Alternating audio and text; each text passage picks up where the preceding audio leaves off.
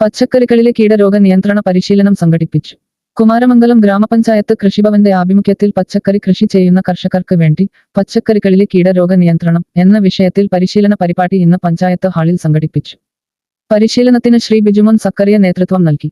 പച്ചക്കറി വിളകളിൽ സാധാരണയായി കാണുന്ന പ്രധാന കീടങ്ങളെ തിരിച്ചറിയുന്ന വിധം, പുള്ളി രോഗം, വാടൽ തുടങ്ങിയ പ്രധാന രോഗങ്ങളുടെ ലക്ഷണങ്ങൾ തിരിച്ചറിയൽ, സമഗ്ര കീടരോഗ നിയന്ത്രണ മാർഗങ്ങൾ, ജൈവ നിയന്ത്രണ രീതികൾ, സുരക്ഷിതമായി കീടനാശിനികൾ ഉപയോഗിക്കുന്ന രീതികൾ എന്നിവയെക്കുറിച്ച് അദ്ദേഹം വിശദമായി ക്ലാസ് എടുത്തു. കൂടാതെ ജൈവ പച്ചക്കറി കൃഷിയുടെ പ്രാധാന്യവും കർഷകർക്ക് അദ്ദേഹം വിശദീകരിച്ചു. കൃഷിഭവനിൽ നിന്നും പച്ചക്കറി തൈകൾ വാങ്ങിയ കർഷകരും പച്ചക്കറി കൃഷിയിൽ താൽപ്പര്യമുള്ള കർഷകരും പരിശീലനത്തിൽ പങ്കെടുത്തു. കർഷകർക്ക് സംശയങ്ങൾ ചോദിച്ച് വ്യക്തത നേടുന്നതിനും പരിപാടിയിൽ അവസരം നൽകിയിരുന്നു.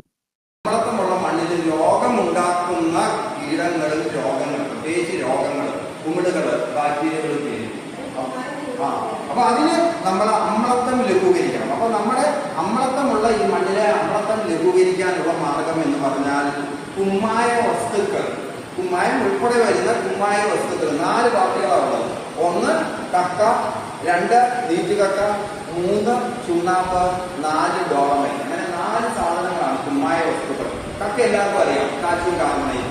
ആ കക്ക നമ്മൾ ഒരു 800 ഡിഗ്രിക്കൊക്കെ മുകളിൽ ഒരു ചൂളയിൽ ചൂടാക്കി കാർബൺ ഡൈ ഓക്സൈഡ് പോയി കഴിയുമ്പോൾ നീറ്റ് കക്ക, അതാണ് നമ്മൾ വളക്കടയിലൊക്കെ നമുക്ക് കിട്ടുന്നത് അല്ലെ, ഒരു 10 കിലോ കിട്ടും. അത് നീറ്റ് കക്ക അല്ലെങ്കിൽ കുമ്മായം, കാൽസ്യം ഓക്സൈഡ്. അതിനകത്ത് വെള്ളം ചേർക്കുമ്പോൾ കാൽസ്യം ഹൈഡ്രോക്സൈഡ്, ചുണ്ണാമ്പ്. ഇനി ഈ കാൽസ്യം കാർബണേറ്റിനോടൊപ്പം തന്നെ മഗ്നീഷ്യം കാർബണേറ്റുകളെ ഉണ്ടെങ്കിൽ ഡോളമൈറ്റ്. അങ്ങനെ 4 സാധനങ്ങളാണ് നമ്മുടെ അമ്ലത്വം ലഘൂകരിക്കാനായിട്ട് ഉപയോഗിക്കുന്നത്. അങ്ങനെയാണ് കുമ്മായ വസ്തുക്കൾ എന്ന് പറയുന്നത്.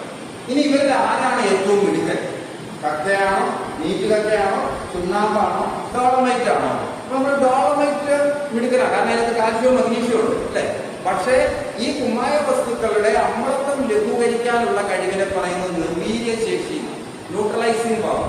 അത് ഏറ്റവും കൂടുതലുള്ളത് നീറ്റ് കക്ക അല്ലെങ്കിൽ കുമ്മായത്തിനാണ്. അത് 179 ഉണ്ട്. കക്കയ്ക്ക് 100 ഉള്ളൂ, ഡോളമൈറ്റിന് 104, ചുണ്ണാമ്പിന് 129.